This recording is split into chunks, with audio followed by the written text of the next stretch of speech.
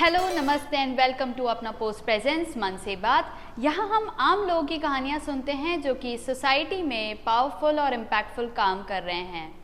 आज हम मिलेंगे इस वुमेंस डे पे डॉक्टर स्वाति संजय पिल्ले जी से, जो कि एक प्रोफेशनल कथक आर्टिस्ट हैं और टीचर हैं।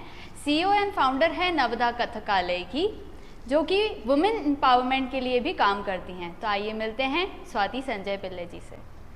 नमस्ते स्वाति संजय पिल्ले जी, जिनको मैं दीदी बोलती हूँ। जी बिल्कुल, पूरे इंटरव्यू में आप दीदी ही बोलिएगा। ओके दी, तो थोड़ा सा आप जो भी आपके ऑनगोइंग प्रोजेक्ट्स हैं और जो आप इतने टाइम में हमारे पुराने पॉडकास्ट से, प्रीवियस पॉडकास्ट से और अभी तक कर चुकी हैं, प्लीज़ उसको शेयर करिए।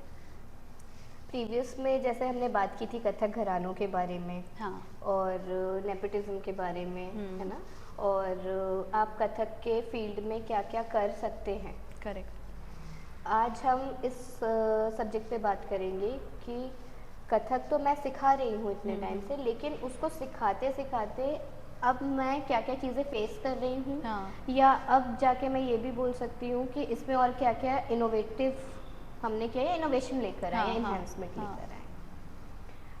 अभी रिसेंटली जो वर्किंग है हम लोगों की, वो इस पे फोकस्ड है कि आप डांस क्लास चला रहे हो, फाइन, उस डांस क्लास से बच्चे को क्या क्या बेनिफिट आप दिलवा सकते हो in the field of Kathak. Correct. क्योंकि एज एन हॉबी सबको अभी ये पता है, एज एन प्रोफेशन आप उसको कैसे ले सकते हो ये बहुत से लोगों को नहीं पता है। हाँ, उसकी नींव रखने के लिए सबसे इम्पोर्टेंट होता है कि आप उनके पेरेंट्स को गाइड करो और उन बच्चों को भी सही गाइड करो। हाँ, उसके लिए हमने अभी ये प्रोग्राम डिज़ाइन किया है हमारे नवदा कथकालय इंस्टीट्यूट में कि बिगेनियर्स लेवल जो है बच्चों का कथक सीखने का, वो 3 इयर्स की एज से मैंने रखा है। ओके।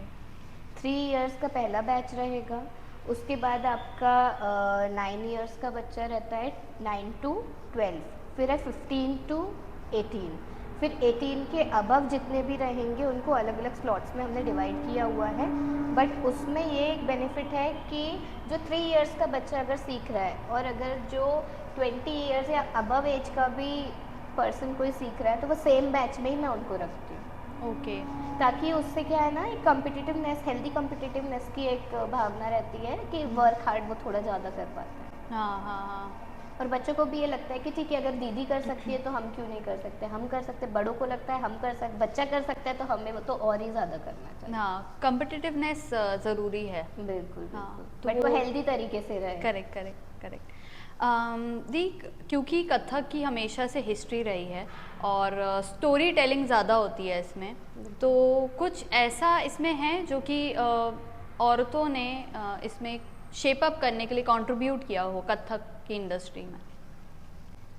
फर्स्ट ऑफ ऑल, औरतों का कंट्रीब्यूशन बहुत ज़्यादा है लेकिन दिखता कम है, क्योंकि उतना रिकॉग्नाइजेशन बीइंग अ लेडी आपको नहीं मिल पाता है। हाँ, कथक के फील्ड में हो, चाहे पढ़ाई के क्षेत्र में हो, या दूसरे वर्क एक्सपीरियंस के फील्ड में हो, कथक का ऐसा है कि कथक उस टाइम पे स्टार्ट हुआ था जब डांस को उतना अच्छा नहीं माना जाता था। हाँ, मतलब लड़कियों के काम करने को ही, बाहर जाने को ही अच्छा नहीं माना जाता था।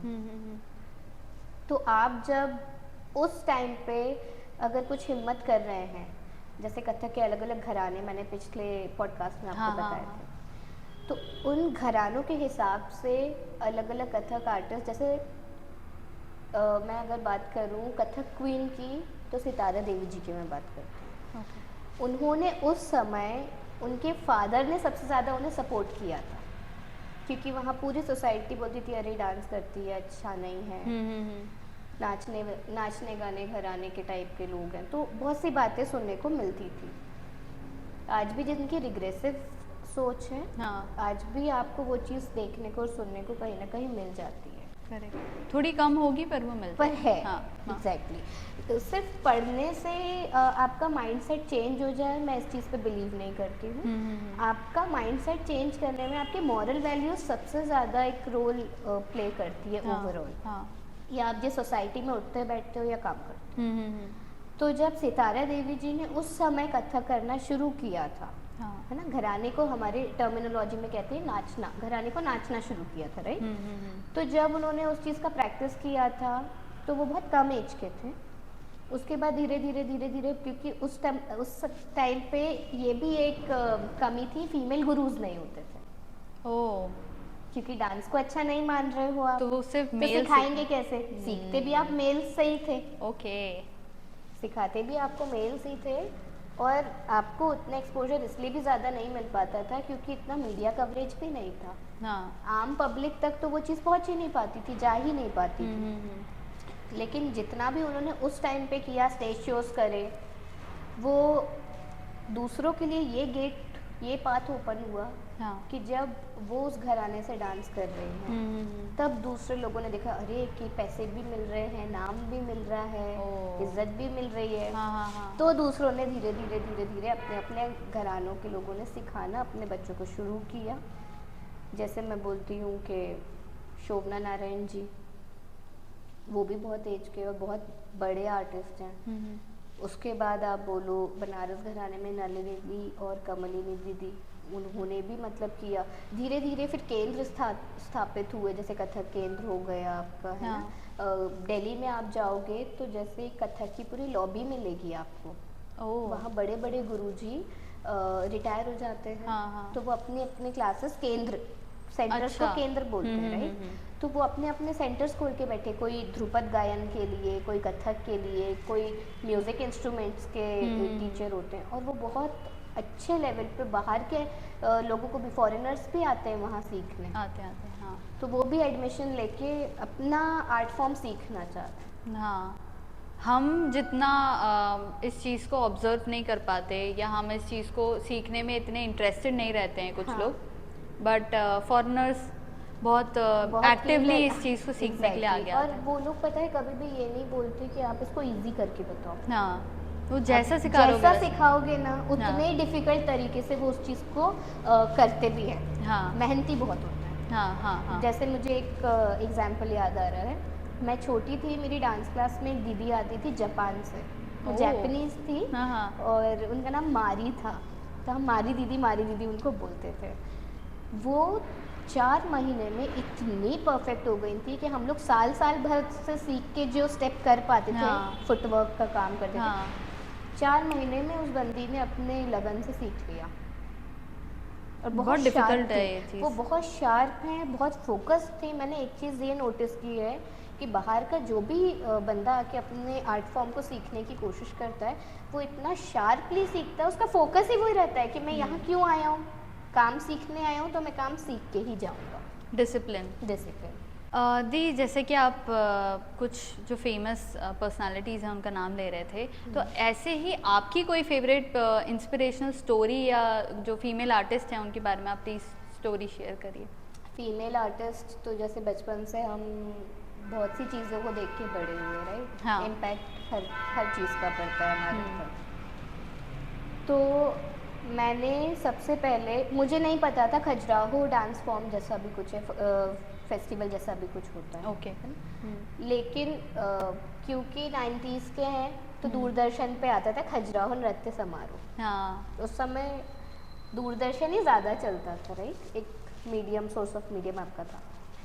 उसमें मैंने पहले हेमा मालिनी जी का डांस देखा था, मीनाक्षी शेषाद्री जी का डांस देखा था। और उसके बाद मैंने दूसरे भी आर्टिस्ट, मतलब ये तो बॉलीवुड के थे, लेकिन मैंने दूसरे आर्टिस्ट जैसे उसमें महाराज जी का भी डांस देखा था मैंने, और शाश्वती दीदी को भी देखा है। जितने भी बड़े बड़े आर्टिस्ट होते थे तो हमारे मन में यही आता था कि एकदम परफेक्ट तरीके से ये लोग कितना अच्छे से डांस करें। मेरी मम्मा और मेरा डिस्कशन हमेशा होता था। मम्मा कहती थी इतना अच्छा तुमको सीखना है कि मुझे तुमको उस टीवी में देखना है, उस स्टेज पे तुमको देखना है। और फॉर्चुनेटली ये हुआ कि मेहनत आपकी रंग लाती है, और मैंने खजुराहो में एक बार नहीं, मैंने 2 बार परफॉर्म किया। हाँ। उसी प्रेस्टिजियस स्टेज पे, जैसे हमने प्रीवियस पॉडकास्ट में बात की थी कि दी गई थी और उनने Guinness book of world record बनाया था। तो ये बहुत कमेंडेबल बात है। रिकॉर्ड भी बनाया और उस स्टेज में, उस फेस्टिवल में परफॉर्म भी किया। 2018 में मैंने परफॉर्म किया और मैंने रिकॉर्ड पिछले साल बनाया। बट बहुत बड़ी चीज़ है ये, स्टेट के लिए भी, खुद के लिए भी, पेरेंट्स के लिए भी, और जो भी आपसे जुड़े हुए हैं उन सब के लिए। बिल्कुल। तो दी आप कोई इंस्पिरेशनल स्टोरी, हम पिछले उसमें बात कर रहे थे, जैसे आप उनके बारे में बता रहे थे कि उनने कैसे उनके फादर ने उनको सपोर्ट करके आगे बढ़ाया। ये बहुत ज़रूरी है कि पेरेंट्स सपोर्ट करें, और स्पेशली उस टाइम पे जब फीमेल आर्टिस्ट कम थी, रिस्ट्रिक्टेड थी। दी तो औरतों को लिबर्टी कैसे दिलवाता है कथक या कोई भी dance form? As a female हम कैसे उस चीज़ को, आपने भी, आपका क्या एक्सपीरियंस रहा? लिबर्टी इन द फॉर्म, आप बहुत सी चीज़ों को देख सकते हो। कैसे कि कथक में तो इतना आप काम कर रहे हो, ठीक है, लेकिन हमारे फील्ड में ऐसा होता है कि जितना आप जेंट्स टीचर को एक एक्सपोजर मिलता है उतना फीमेल टीचर को नहीं मिल पाता है। हाँ। रीज़न ये होता है फीमेल्स के साथ रिस्पॉन्सिबिलिटीज ज़्यादा होती है। जेंट्स के साथ भी होती है, ऐसा नहीं है, इक्वल है, लेकिन फिर भी एक इमोशनल पार्ट होता है इंसान का कि वो ज़्यादा उतना प्रैक्टिकल नहीं बन पाता है। तो अगर वो एज अ गुरु भी है तो अब मेरे पास जैसे फॉर एग्जांपल 3 साल का बच्चा आया तो मैं सिर्फ एज अ कड़क गुरु या स्ट्रिक्ट टीचर उसको नहीं देखूंगी। एज अ मदर भी मुझे उसको देखना पड़ेगा कि यार छोटा बच्चा है, अभी एकदम 1-2 क्लास हुई है उसकी, रोना भी आएगा, देखती हैं, हाँ। रोना भी आएगा तो मुझे चुप कराना पड़ेगा, डांस नहीं सीखेगी तो थोड़ा स्ट्रिक्ट होके भी समझाना पड़ेगा, हाँ। भूख भी लगी होगी तो पूछना पड़ेगा, सोना भी है तो आधे टाइम तो बच्चे मेरे थक के क्लास में भी सो जाते हैं जब तक, और कभी गाइडेंस चाहिए होगी तो आप उसके लिए भी खड़े रहो। बिल्कुल। तो इसलिए हम ये कह सकते हैं कि लिबर्टी तो हमें काम करने में खुद ही ढूंढनी पड़ती है। क्योंकि अगर आप कहीं पे भी परफॉर्म कर रहे हो, सबसे पहले वो स्टेज आप तक कैसे मिल रहा है, कौन सी प्रोसेस होते हुए जाती है, करेक्ट, वो सबसे इम्पोर्टेंट है। क्योंकि इस फील्ड में भी लॉबी सिस्टम एग्जिस्ट करता है जैसे हर फील्ड में करता है, तो आपको सही चीज़ सही टाइम पे मिल जाए वो बहुत इम्पोर्टेंट है। और उसको आप उस अपॉर्चुनिटी को आप कैसे लेते हो, कैसे आप उसको ग्रैब करते हो। दी कथक एज अ इतना बड़ा डांस फॉर्म है, तो वो फेमिनिटी को कैसे रिप्रेजेंट करता है थ्रू इट्स मूव या एक्सप्रेशंस या फिर हम थीम्स बोल सकते हैं, तो वो कैसे हम रिप्रेजेंट कर पाते हैं कथक में? फेमिनिटी को कथक तो अर्धनारीश्वर से ही रिप्रेजेंट कर रहा है, क्योंकि शिव जी के जो भी मूवमेंट्स थे वो पूरे तांडव को डिस्क्राइब करते हैं, हाँ, है ना, और उसी को आपने जो कह सकते हो एप किया है या आप उसको देख के कर रहे हैं, पार्वती जी ने जो भी उसे कॉपी किया है ना उनके मूव्स को, वो पूरे आपके लास्ट से में आ जाते हैं। हाँ। तो लास्ट से यानी सॉफ्टनेस, हाँ, फीमेल है तो ऑब्वियसली सॉफ्ट टच रहेगा, तो आपके जो जेस्चर्स रहेंगे वो पूरे सॉफ्टनेस लास्ट से के अंदर आ जाते हैं। इसी चीज़ को हम आगे बढ़ाएंगे तो रस भाव होते हैं ना, श्रृंगार रस होता है, नवरस होते हैं, उसके अंदर आपके रस के साथ साथ कौन सा भाव किस रस के अंदर डिपेंड करता है। हाँ। विभत्स हो गया, श्रृंगार हो गया, आपका करुण रस हो गया, वीर रस हो गया, रौद्र हो गया, हास्य हो गया, शांत हो गया, तो ये सारे 9 रस के भी अंदर कितने उसके सब रसेस आप बोल सकते हो, है ना, सब टाइप्स बोल सकते हो। हाँ, हाँ। तो उसके अंदर अष्टनायिका आती है। अष्टनायिका, हाँ, यानी 8 टाइप्स की हीरोइंस। ओह, 8, ओके, अष्टनायिका भेद जिसको कहते हैं। ठीक है, ठीक है।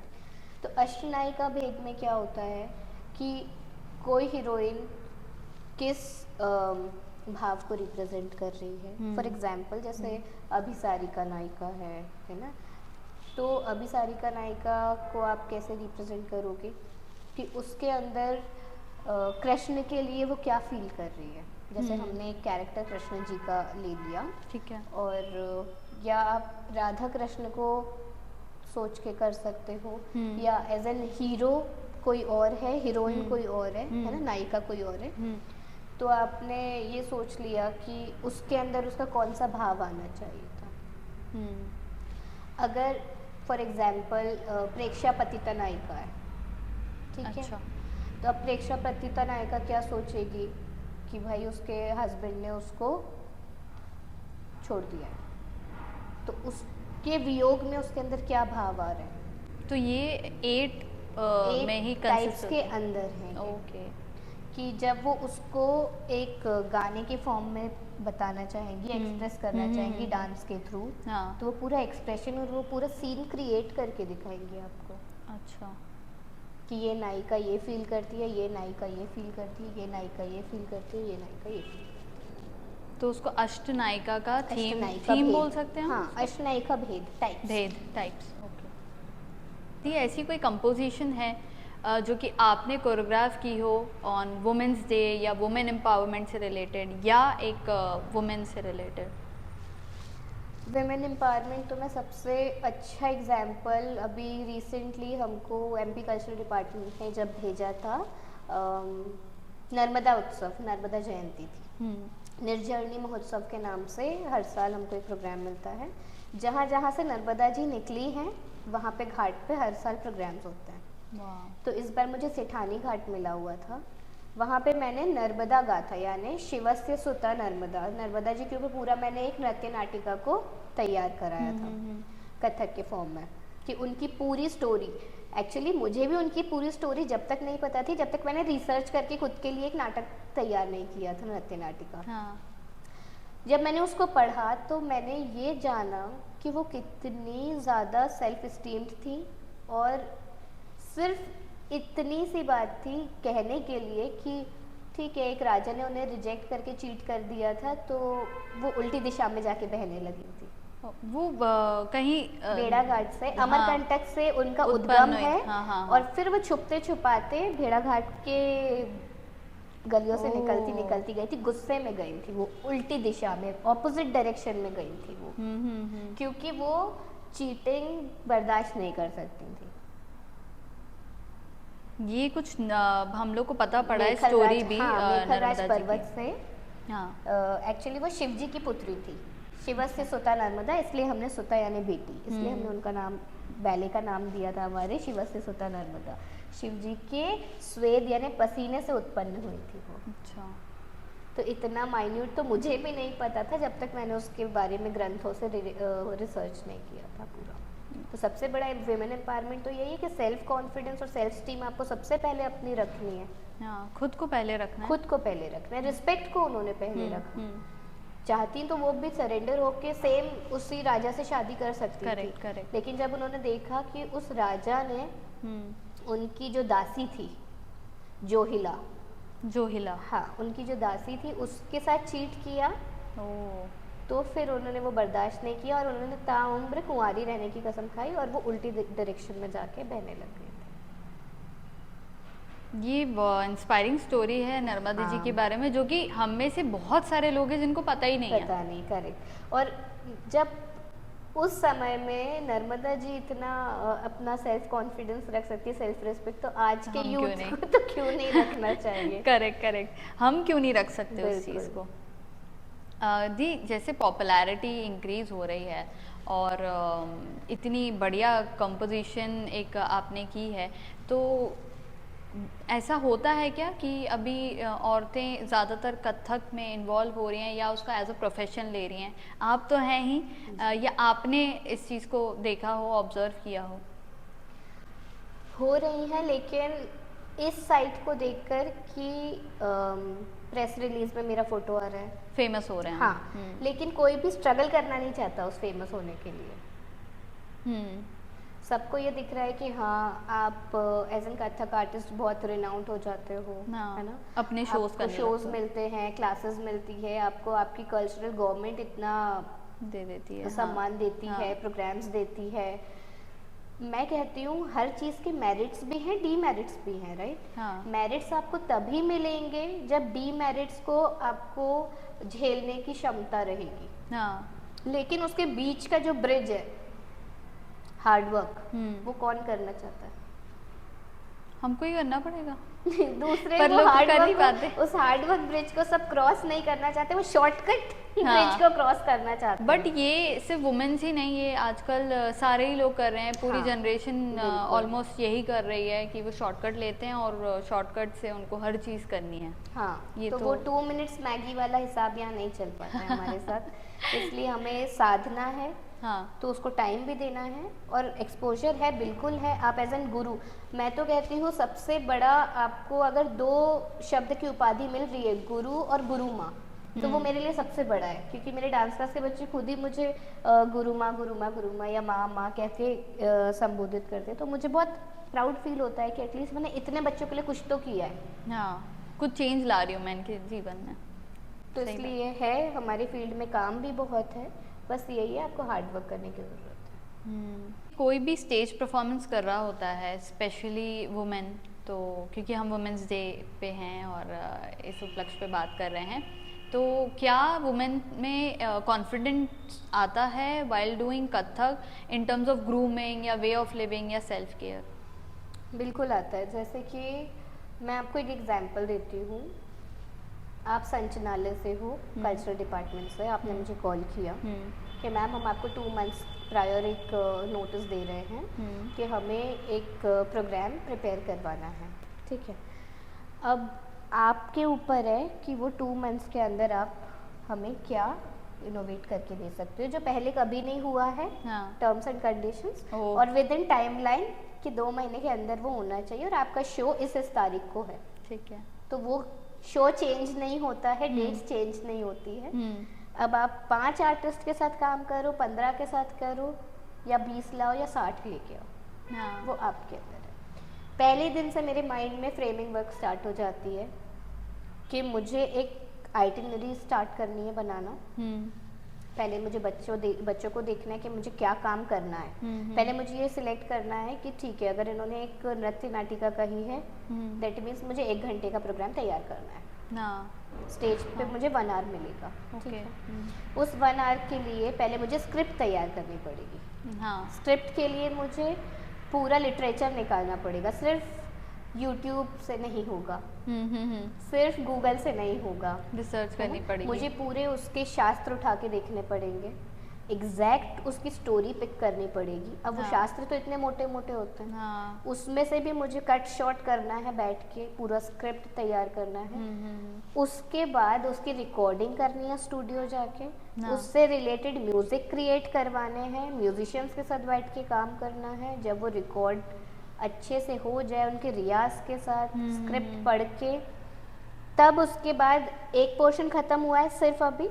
अब वो स्क्रिप्ट और रिकॉर्डिंग उठा के बच्चों को डिसाइड करना है कि ये बच्चा क्या करेगा, ये बच्चा अवेलेबल है कि नहीं है, एग्जाम्स तो नहीं है, बाहर तो नहीं गए हो आप, प्रैक्टिस में है कि नहीं है। उसके बाद लगातार दिन रात 1 महीने वो बच्चों की प्रैक्टिस चलती है।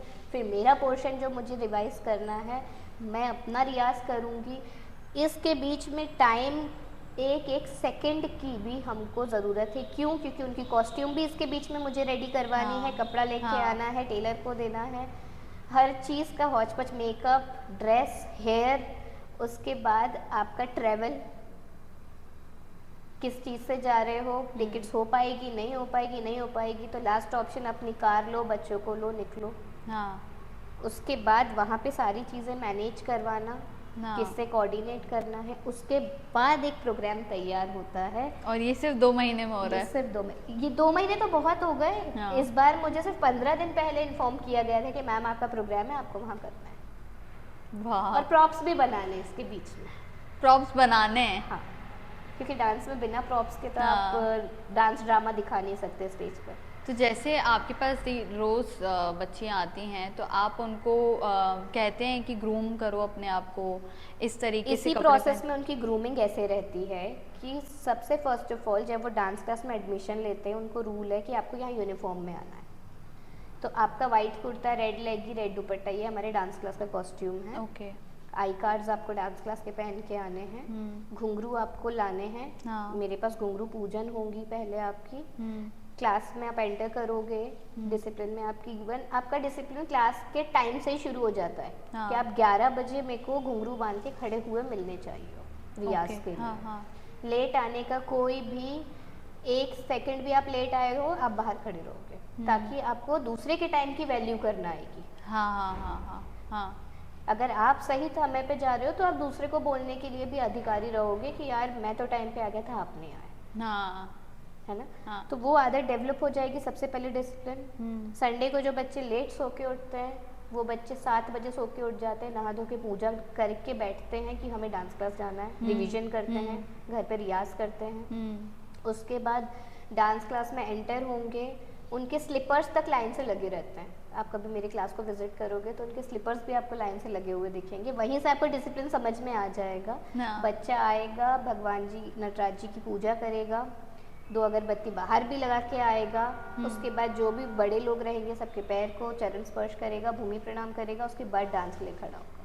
तो डिसिप्लिन तो उनके अंदर तभी से आना स्टार्ट हो जाता है।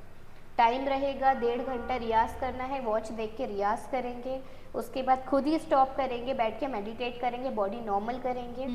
इसके पहले जब वो आते हैं क्लास में तब वार्म अप करते हैं पूरी बॉडी का, स्ट्रेचिंग्स करेंगे। उसके बाद कथक शुरू करेंगे, मेडिटेट करेंगे, बॉडी को नॉर्मल करेंगे, फिर लंच करेंगे, वो भी एक लाइन में बैठ के करेंगे। उसके बाद वहाँ क्लीनिंग करेंगे खुद से। ये कुछ भी मैंने नहीं सिखाया, ये जो बड़े बच्चे को देख के वो अपने डिसिप्लिन को फॉलो करते हैं। उसके बाद वो सारी चीज़ें करने के बाद अपने घर जाते हैं। तो 3 घंटे कहाँ जाते हैं उनको खुद पता नहीं चलता। वैल्यूज़ जो हमें सीखने मिल रही हैं, जो आजकल पेरेंट्स भूल जाते हैं कि एक्स्ट्रा करिकुलर एक्टिविटीज़ में आप डालो बच्चों को, क्योंकि सिर्फ पढ़ने से कुछ नहीं होगा, और भी चीज़ें हैं जो कि आपके दिमाग को ग्रो करने में हेल्प करती हैं।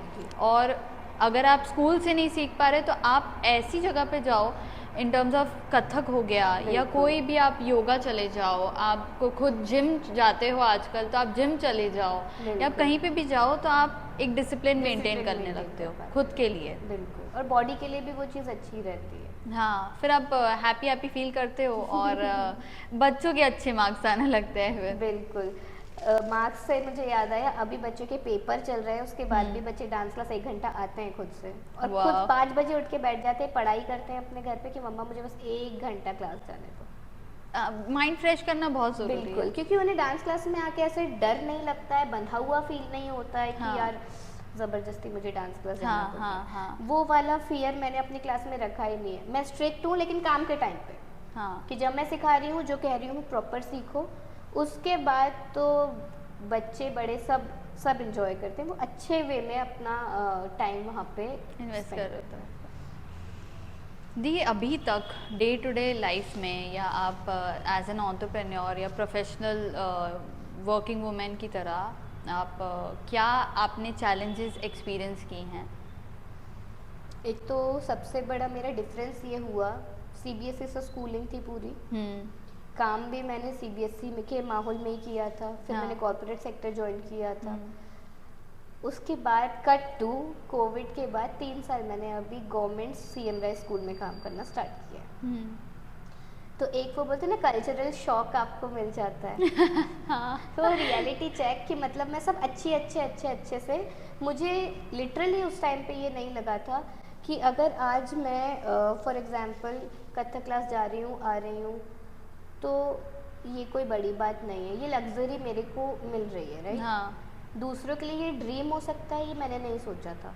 जब तक मैं ग्राउंड रियलिटी पे नहीं गई, मुझे नहीं पता था कि ऐसा भी कुछ हो सकता है कि किसी बच्चे के लिए घुंघरू बहुत फैसिनेटिंग चीज़ हो सकती है मेरे लिए। ठीक है, मैं घुंघरू लेके आई हूँ, डांस करना तो उनके लिए ये हो जाता है कि मैम आप अगर फ्री ऑफ कॉस्ट सिखा रहे हो तो घुंघरू अभी नहीं ले पाएंगे, अभी घर में थोड़ी सी प्रॉब्लम है, या मैम दुपट्टा अभी नहीं ले पाएंगे, ड्रेस थोड़ा बाद में सिलवा ले तो चलेगा क्या? ये चीज़ें जो मैं सोचती थी कि अगर किसी को एडमिशन करना है तो ये तो 2 सेकंड में हो सकती है ना यार, बैग लिया, ये लिया, फीस लिया, हो गया और कल से आप जाओ। लेकिन वो चीज़ों के लिए भी उनको अर्न करना पड़ता है अपने घर से। कैसे? वो पढ़ाई करके अपने घर पे जब तक दिखाते हैं ना, तब उन्हें वो चीज़ें प्रोवाइड होती है। बहुत मुश्किल है, बहुत मुश्किल है कि आप जब ग्राउंड रियलिटी पे उतरते हो तब आपको समझ में आता है कि किसी भी चीज़ की वैल्यू क्या होती है। तो वो डिफरेंस मैंने जैसे यहाँ पे आके देखा, तब मुझे समझ में आया कि नहीं, एक्चुअल में अगर मैं इन बच्चों पे काम करूँगी तो ये बच्चे बहुत आगे जाएंगे और 3 साल के अंदर वो बच्चे इतना कुछ सीख गए हैं कि आज मैं उनको जब मेरे साथ प्रेस्टिजियस स्टेजेस पे लेकर जाती हूँ तो कोई नहीं कह सकता कि गवर्नमेंट स्कूल का बच्चा खड़ा है। वहाँ पे वो भी एज एन छोटे आर्टिस्ट ही रहते हैं ना, अभी जूनियर है तो जूनियर आर्टिस्ट रहते हैं हमारे, लेकिन उनको भी वही रिस्पेक्ट मिलती है जो मुझे मिलती है। तो वो चीज़ का एवोल्यूशन जो मैंने उनके अंदर डाला है और उन्होंने खुद अपनी मेहनत से भी उस चीज़ को अडेप्ट किया है कि मैम जो सिखा रही है वो हमको सीखना है।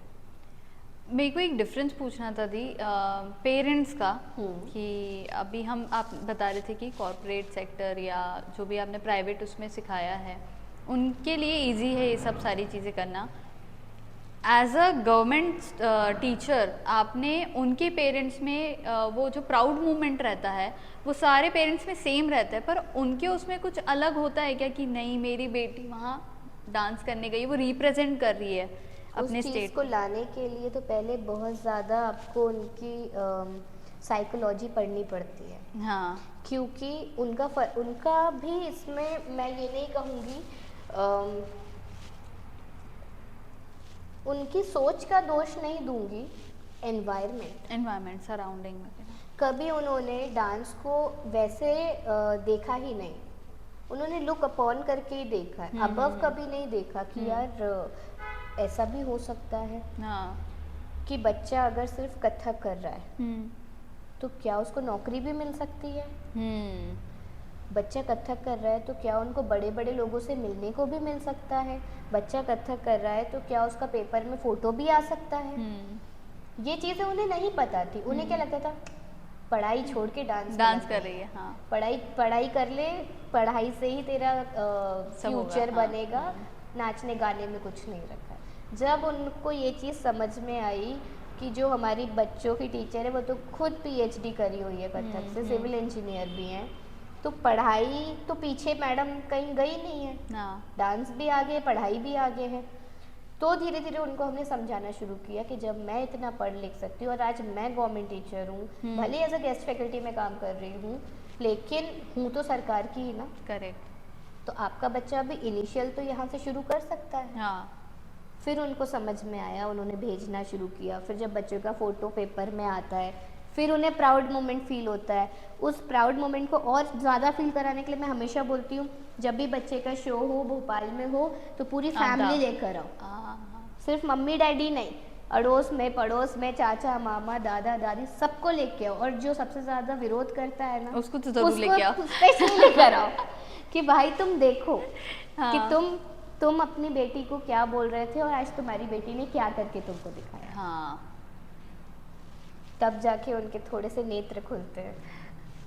अगर आपको कभी अपॉर्चुनिटी मिले किसी एक फीमेल आर्टिस्ट के साथ बैठने की और उसके साथ डिनर करने की, तो आप किसके साथ करेंगे और क्यों? As an artist, Kathak artist या एज एन आर्टिस्ट? जो भी आपको फील हो रहा हो। वैसे कथक आर्टिस्ट, पर अगर कथक आर्टिस्ट नहीं तो कौन और क्यों? कथक आर्टिस्ट में तो वो फीमेल आर्टिस्ट तो नहीं है, बट महाराज जी ही थे। हाँ। लेकिन उनसे सीखने को बहुत कुछ आपको मिलता है, उनके बात करने के तरीके से या उनके सिखाने के तरीके से। मतलब बोलते हैं ना कि कोई व्यक्ति है जो अपने डांस को जी रहा है। हाँ। सोते हुए भी, बैठे हुए भी, खाते हुए भी, जागते हुए। जन्म ही इसलिए हुआ है। करेक्ट। तो वो महाराज जी थे। और वैसे अगर मैं as an female centric artist को देखती हूँ तो मुझे मीनाक्षी शेषाद्री जी बहुत पसंद है, और रेखा जी, सुष्मिता सेन, ये सब मुझे ऐसे लोग लगते हैं कि जो फेक नहीं करते हैं कुछ हद तक। ठीक है, सबकी अपनी पर्सनैलिटी होती है, परसेप्शन होता है। अगर कोई ब्लंट है तो आपके अंदर अगर सस्पिशियसनेस होगी तो उनकी ब्लंटनेस भी आपको लगेगी कि फेक कर रहा है। राइट। और अगर आप अंदर से ही अच्छे हो, पॉजिटिव हो, तो जैसे आप हो, आप ही का मिरर रिफ्लेक्शन आपको दूसरे के अंदर दिखेगा। करेक्ट। बात करने का तरीका या वे ऑफ लिविंग, मतलब मुझे उनको देख के ऐसा लगता है कि दे आर सेल्फ सफिशिएंट। उनको किसी की ज़रूरत नहीं है। उतना बोल्ड इंसान को होना चाहिए। एटलीस्ट लेडीज़ को होना चाहिए, लड़कियों को होना चाहिए, क्योंकि आपको सिर्फ एक चीज़ से डील नहीं करना है। आप ही वो पर्सन हो जिसके अराउंड फैमिली रहेगी, आप ही वो पर्सन हो, वो अथॉरिटेटिवनेस हो।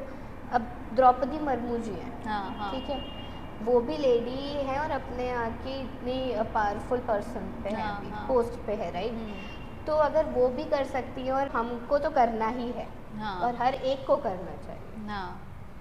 तो मैं इन सब के साथ एक अच्छा बुफे में बैठ के डिनर करना चाहूँगी। तो दी अब हम चलते हैं हमारे रैपिड फायर सेक्शन की तरफ। मैं आपको वन लाइनर्स दूंगी, आप उसको फिलिंग द ब्लैंक करिएगा या फिर आप बता दीजिएगा आपका आंसर क्या है। ग्रेस या power? Grace with power. Which is harder, footwork या expression in Kathak? Expressions. One super power secretly all women have? Sixth sense. ये तो सही बात। Best compliment you have ever received in Kathak? Gracious artist.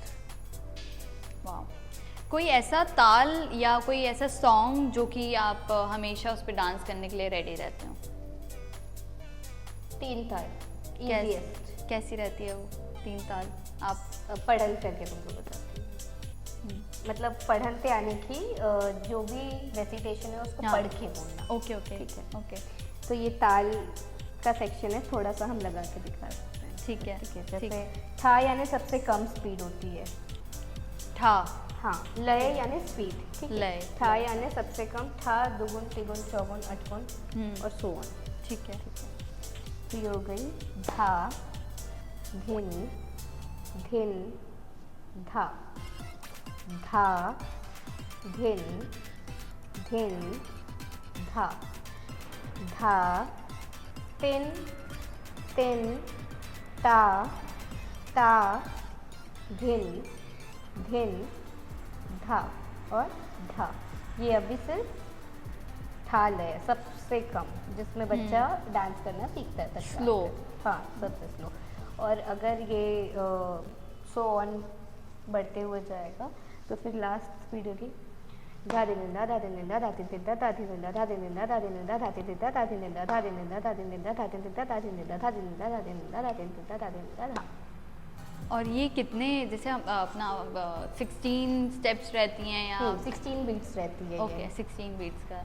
पूरा जो एक सर्कल रहता है इस ताल में, जो मात्रा का, वो 16 का रहता है, 16 बीट्स का रहता है। और जो डिविडेशन रहता है वो हाँ। 4/4 का रहता है। ओके। 4 मात्रा में उसको विभाग करते हैं। जैसे बोलते हैं 3 ताल का परिचय, हाँ। जिसमें 16 मात्रा होती है, 4 विभाग होते हैं, 3 ताली होती है, मतलब 3 बार क्लैपिंग्स होती है। हाँ। एक खाली जब यहाँ पे हम क्लैप नहीं करते। अच्छा। एक मिथ जो कथक के बारे में है और जो आप हटाना चाहती हैं? कथक से अच्छा है जिम जाओ। मेरे को ऐसा लगता है सारी चीज़ों से अच्छा है जिम जाओ। मतलब आजकल लोग जो बोलते हैं। हाँ। मतलब उनका एक कोड वर्ड आ गया है ना कि जिम जाओ। It's better to go to your gym. हाँ। तो भाई मुझे ऐसा लगता है जिम से बेहतर है कथक कर लो। बिना हैवी ट्रेनिंग के, हाँ। हैवी वर्कआउट के आप पूरा अच्छे से संस्कार भी सीख लोगे और वेट लॉस भी कर लोगे और हैप्पी रहोगे। हाँ। ट्रीट योर सेल्फ डे को आप 3 वर्ड्स में कैसे डिफाइन कर पाएंगे? Treat yourself. पहला तो ये है कि positive atmosphere. Second, good food and good smell, good grooming. खुद के पास जो अच्छी हाँ। फ्रेग्रेंस आती है ना, हाँ, ग्रूम हाँ, हो जाता है। हाँ। तो सेल्फ पैम्परिंग उसमें। ओके। इस फोटे के अलावा या इस चीज़ के अलावा आप ओवरनाइट क्या मास्टर करना चाहोगे? कोई एक चीज़ बतानी है? हाँ, कोई एक चीज़ या 2 चीज़? Singing and shooting. Rifle shooting and singing. Oh nice. बढ़िया है। दी लास्ट क्वेश्चन रहेगा। Finish the sentence. Being a women is dash.